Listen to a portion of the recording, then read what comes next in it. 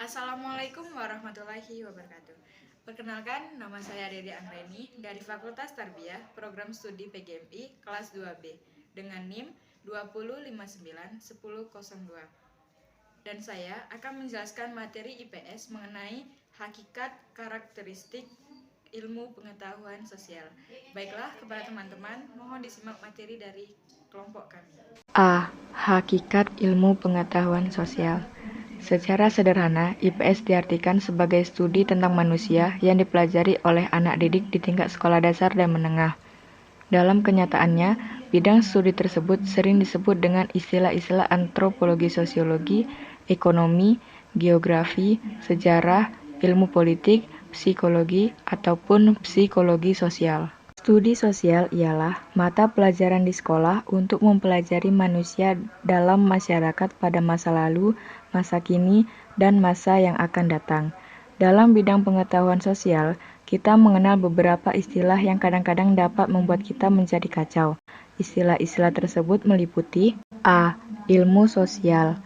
Ahmad Sanusi memberikan batasan tentang ilmu sosial terdiri dari disiplin-disiplin ilmu pengetahuan sosial yang bertaraf akademis dan biasanya dipelajari pada tingkat perguruan tinggi, makin lanjut makin ilmiah. B. Studi sosial. Studi sosial bukan merupakan suatu bidang keilmuan atau disiplin bidang akademis, melainkan lebih merupakan suatu bidang kajian tentang gejala dan masalah sosial yang terjadi pada masyarakat. Perbedaan antara IPS sebagai bidang studi dengan ilmu-ilmu sosial sebagai disiplin ilmu. Pertama, IPS bukan sebagai disiplin ilmu seperti ilmu-ilmu sosial, tetapi IPS lebih tepat sebagai suatu bidang kajian. Kedua, pendekatan yang dilakukan IPS adalah melalui multidisipliner atau interdisipliner, tidak seperti ilmu-ilmu sosial yang menggunakan pendekatan disiplin ilmu atau monodisiplin. Ketiga, IPS sengaja dirancang untuk kepentingan pendidikan. Oleh karena itu, keberadaan IPS lebih memfokuskan pada dunia persekolahan. Sedangkan ilmu-ilmu sosial keberadaannya bisa di dunia persekolahan, PT, atau bahkan dipelajari di masyarakat umum sekalipun. Keempat, IPS di samping menggunakan ilmu-ilmu sosial sebagai bahan pengembangan materi pembelajaran dilengkapi dengan pertimbangan aspek psikologis pedagogis. Tujuan konsep dasar IPS. Adapun tujuan pembelajaran IPS yaitu A. IPS mempersiapkan siswa untuk studi lanjut di bidang sosial sains jika ia nantinya masuk ke perguruan tinggi. B. IPS bertujuan untuk mendidik kewarganegaraan yang baik. C. IPS pada hakikatnya merupakan suatu kompromi. D. IPS mempelajari masalah-masalah sosial yang pantang untuk dibicarakan di muka umum. E. Sasaran seluruh kegiatan belajar dan pembelajaran IPS mengarah pada dua hal, yaitu pertama, pembinaan warga negara Indonesia atas dasar moral Pancasila Undang-Undang Dasar 1945. Secara sadar dan intensif ditanamkan kepada siswa sehingga terpupuk kemauan dan tekad untuk hidup bertanggung jawab demi keselamatan diri, bangsa, negara, dan tanah air. Kedua, sikap sosial yang rasional dalam kehidupan, berani melihat kenyataan yang ada, akan terlihat segala persoalan. B. Karakteristik ilmu pengetahuan sosial.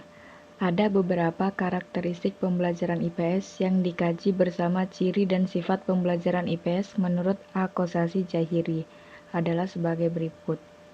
Pertama, IPS berusaha mempertautkan teori ilmu dengan fakta atau sebaliknya. Kedua, penelaahan dan pembahasan IPS tidak hanya dari satu bidang disiplin ilmu saja, melainkan bersifat komprehensif dari berbagai ilmu sosial dan lainnya, sehingga berbagai konsep ilmu secara terintegrasi terpadu digunakan untuk menelaah satu masalah. Ketiga, mengutamakan peran aktif siswa melalui proses belajar inquiry agar siswa mampu mengembangkan berpikir kritis, rasional, dan analitis. Keempat, program pembelajaran disusun dengan meningkatkan atau menghubungkan bahan-bahan dari berbagai disiplin ilmu sosial dan lainnya dengan kehidupan nyata di masyarakat, pengalaman, permasalahan, kebutuhan, dan memproyeksikannya kepada kehidupan di masa yang akan datang, baik dari lingkungan fisik maupun budayanya. Kelima, IPS dihadapkan pada konsep dan kehidupan sosial yang sangat labil, sehingga titik berat pembelajaran adalah proses internalisasi secara mantap dan aktif pada diri siswa agar memiliki kebiasaan dan kemahiran untuk menelaah permasalahan kehidupan nyata pada masyarakat. Keenam, IPS mengutamakan hal-hal arti dan penghayatan hubungan antar manusia yang bersifat manusiawi. Ketujuh, pembelajaran IPS tidak hanya mengutamakan pengetahuan semata, juga nilai dan keterampilannya. Kedelapan, pembelajaran IPS berusaha untuk memuaskan setiap siswa yang berbeda melalui program dalam arti memperhatikan minat siswa dan masalah-masalah kemasyarakatan yang dekat dengan kehidupannya. Kesembilan, dalam pengembangan program pembelajaran IPS senantiasa melaksanakan prinsip-prinsip, karakteristik, dan pendekatan-pendekatan yang terjadi ciri IPS itu sendiri. Dapat disimpulkan bahwa karakteristik pembelajaran IPS adalah bersifat dinamis, artinya selalu berubah sesuai dengan tingkat perkembangan masyarakat. Perubahan dapat dalam aspek materi, pendekatan, bahkan tujuan sesuai dengan tingkat perkembangan masyarakat. Itulah penjelasan materi dari kelompok kami. Apabila kami ada salah dalam penyampaian materi, kami mohon maaf. Kepada Allah kami mohon ampun. Kami akhiri. Wassalamualaikum warahmatullahi wabarakatuh. Bismillahirrahmanirrahim. Assalamualaikum warahmatullahi wabarakatuh. Nama saya Melia Ratnasari, NIM 205911114, Fakultas Tarbiyah, Prodi PGM I2B, mata kuliah Ilmu Pengetahuan Sosial. Baiklah, di sini saya akan mempresentasikan materi kami yang berjudul Sejarah Perkembangan IPS secara umum dan Sejarah Perkembangan IPS di Indonesia. Sejarah perkembangan IPS secara umum. IPS itu bisa disebut social study. Sebelum kita tahu bagaimana sejarahnya, berarti kita harus bisa melihat sejarah social study yang ada di Amerika Serikat. Perkembangan ini bisa kita lihat dari berbagai akademis yang dimiliki Amerika Serikat, yaitu Seminar Nasional Council for the Social Study atau NCSS. Organisasi ini ada sejak tahun 1935 sampai sekarang. Pada pertemuan seminar tersebut dialami banyak kebingungan dari pemikiran yang tidak jelas dan menjadi dampak perdebatan intelektual yang tidak terselesaikan. Menurut Edgar Brooke Wesley, bahwa definisi social study ini pada tahun 1937 yaitu bahwa ilmu sosial ini disederhanakan untuk tujuan pendidikan yang meliputi aspek-aspek ilmu sejarah, ilmu ekonomi, ilmu politik, sosiologi, antropologi, geografi, psikologi, dan filsafat. Social study ini merupakan turunan dari ilmu-ilmu sosial. Disiplin ini dikembangkan untuk memenuhi tujuan pendidikan, baik pada tingkat persekolahan maupun perguruan tinggi. Pada tahun 1960-an, para sejarawan dan ahli-ahli ilmu sosial telah mempelopori social study sebagai suatu gerakan akademis yang mendasar dalam pendidikan. Kelompok ilmuwan tersebut tertarik dengan social study karena pada saat itu pemerintah menyiapkan dana yang sangat besar untuk pengembangan kurikulum. Brunner dengan tegas berargumentasi bahwa gerakan ini dipacu lebih kuat sehingga pandangan ini sangat mempengaruhi pikiran dan sikap sejarawan dan ilmu sosial. Atas dasar pendapat tersebut, akhirnya para sejarawan, ahli ilmu sosial dan pendidikan sepakat untuk melakukan reformasi social study dengan melalui proses pengembangan kurikulum sekelompok pendidik, ahli psikologi, dan ahli ilmu sosial bersama-sama mengembangkan bahan belajar berdasarkan teori belajar, kemudian diuji cobakan di lapangan, direvisi, dan setelah itu disebarluaskan dalam dunia persekolahan. Dalam social study ada 3 tradisi pedagogis yang dianggap sebagai pilar utama. Dalam definisi tersebut terdapat beberapa hal Pertama, sosial studi ini merupakan suatu sistem pengetahuan yang terpadu. Kedua, misi utama sosial studi adalah pendidikan kewarganegaraan. Ketiga, sumber utamanya adalah social sciences. Adapun visi, misi, dan strategi NCSS menggariskan hal-hal sebagai berikut. 1.